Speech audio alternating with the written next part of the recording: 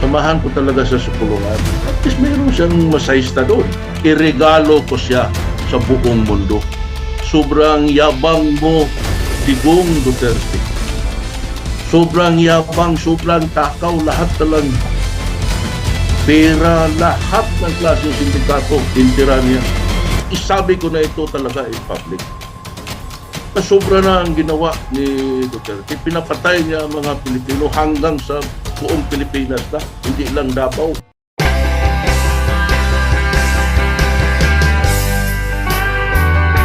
Nautusan ho ba kayo ni Mayor Digong noon during that time na pumatay o may patayin? Never po. Never. Kung inutusan po kayo, SPO3 Las Cañas, kung inutusan po kayo, susunod ho ba kayo? Hindi po. Naaalala nyo pa ba si Arturo Las Cañas? Siya ang retiradong pulis Davao na noong una ay itinanggi ang mga paratang ni Edgar Matobato na si Pangulong Rodrigo Duterte ang nagpapatay sa ilang target ng Davao Death Squad. I would like to ask for an apology and understanding of what I had said when I was invited this Honorable Senate Committee, because I'd like all the testimonies of Edgar Matobato against my son. Pero noong 2017, kumanta na rin si Las Cañas laban kay Duterte, ngunit hindi siya pinakinggan ng Senado. Nakuha ng Rappler ang dokumentong ito na may petsang Nobyembre 11, 2020. Ang ibig sabihin ng dokumentong ito, itinuturing na ng International Criminal Court or ICC na mahalagang insider si Las Cañas. Mag-aapat na taon nang nagtatago si Las Cañas. Binigyan si Las Cañas ng ICC ng limited immunity sa pag-iimbestiga nito ng patayan sa war on drugs at ng Davao Death Squad. Ito ang unang pagkakataon na iimbestigahan ng ICC ang Pilipinas at ang limited immunity kay Las Cañas ay isang pambihirang pangyayari sa kasaysayan ng bansa. Ang pinakabago niyang affidavit na pinirmahan niya noong October 8, 2020 ay naglalaman ng matitinding paratang ng pagpapapatay laban kay Duterte.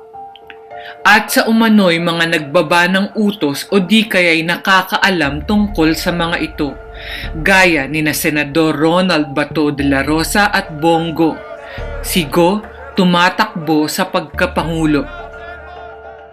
Pinaratangan din ni Las Cañas ang negosyanteng si Michael Yang na kasama raw sa nagmamanufacture ng droga sa bansa. Sabi ng abogado ni Yang, wala raw basehan ang mga paratang na ito at wala naman daw kasong isinampa laban sa kanya.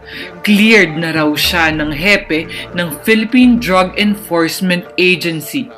Si De La Rosa ay tumanggi sa hiling naming panayam. Nagpadala na rin kami ng mga tanong kay Go, ngunit hindi pa sumasagot ang senador. Hiningan din namin ang Malacanang ng kanilang panig, pero sabi ni dating presidential spokesperson Harry Roque, hindi raw sila sasagot sa umano'y self-serving na affidavit.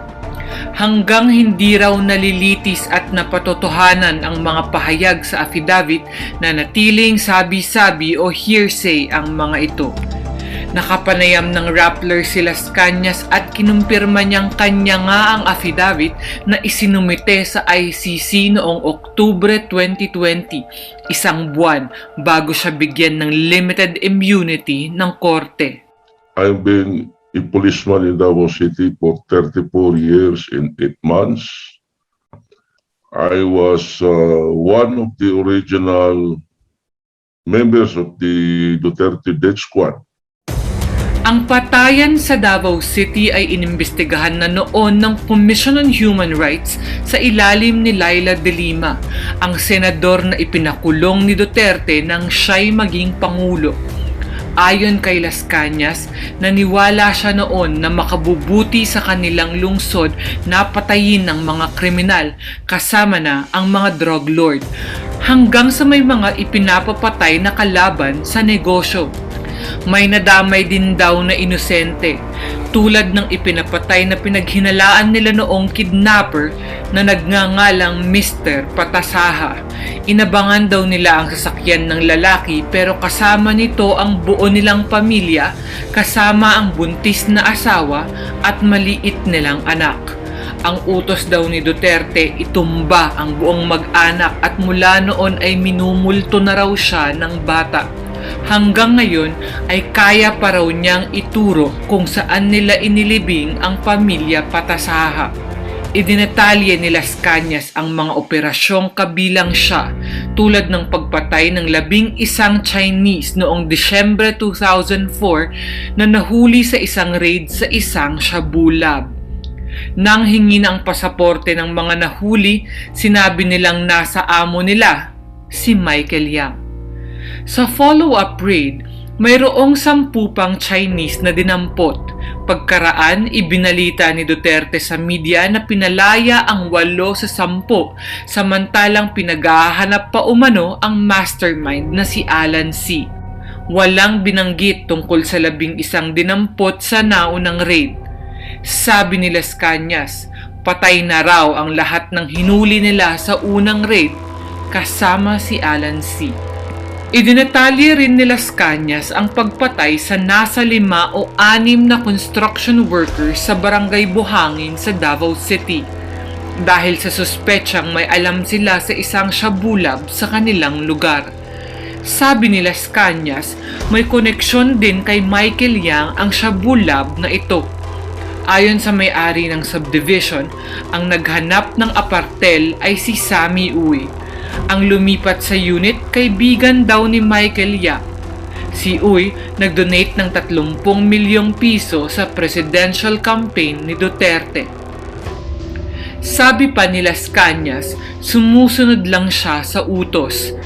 Ang dikit na driver at bodyguard ni Duterte, ang dating pulis na si Samson o Sonny Buenaventura raw, ang madalas na middleman ni Duterte at siyang madalas kasama ni Las Cañas sa pagpatay ng mga target.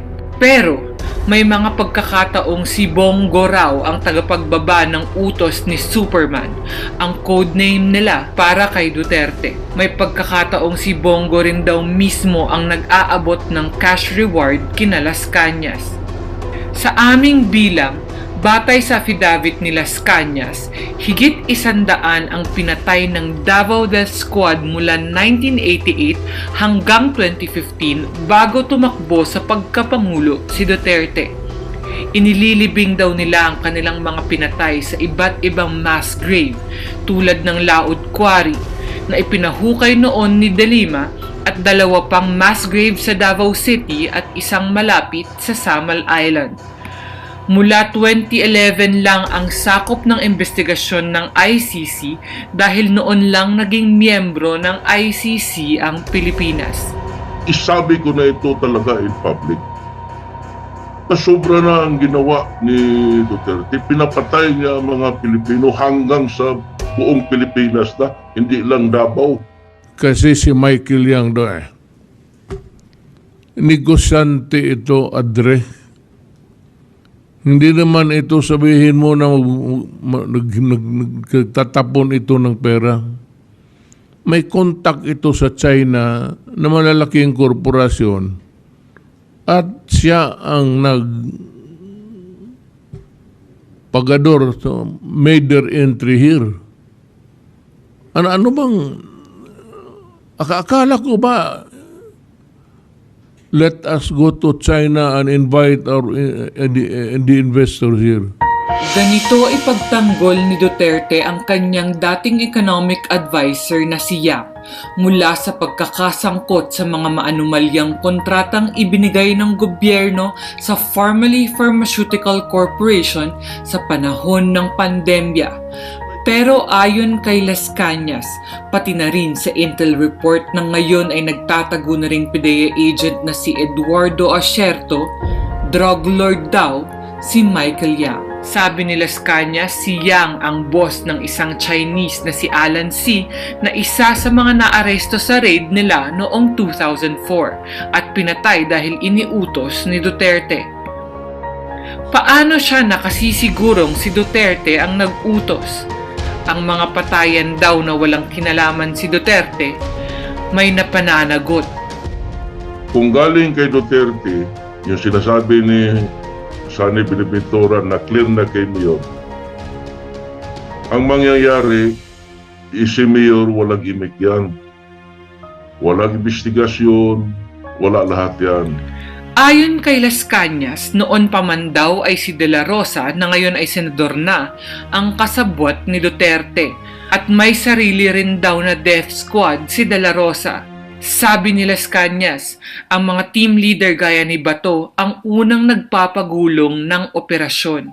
Ang team leader ang pipili kung sino ang hitman at sinong pulis ang magbibigay ng cover. Madali raw kasi kung may pulis para hindi masyadong usisain.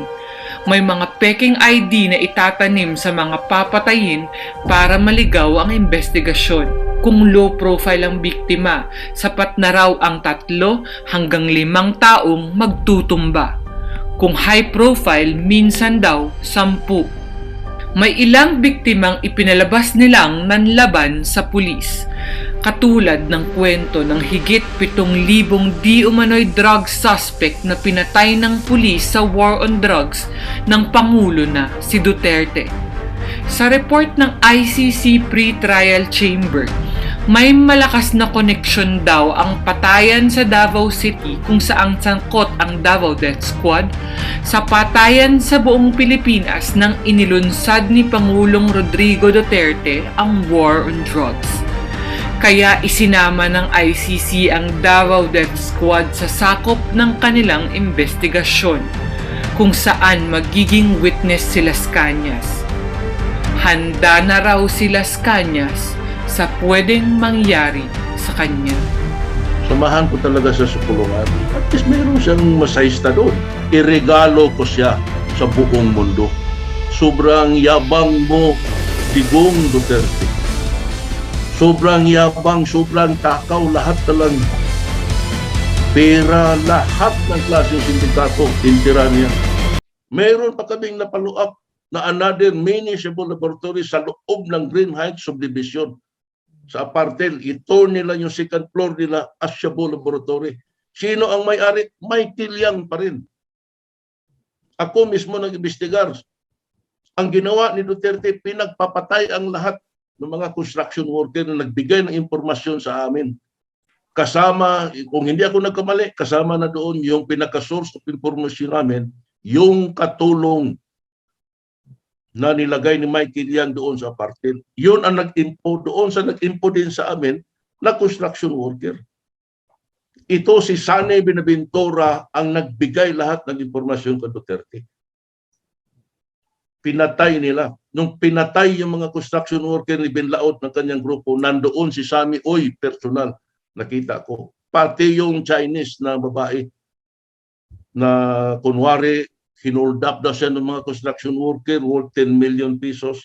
Hindi totoo yun. Senaryo na lang yun ni Mayor. When in fact,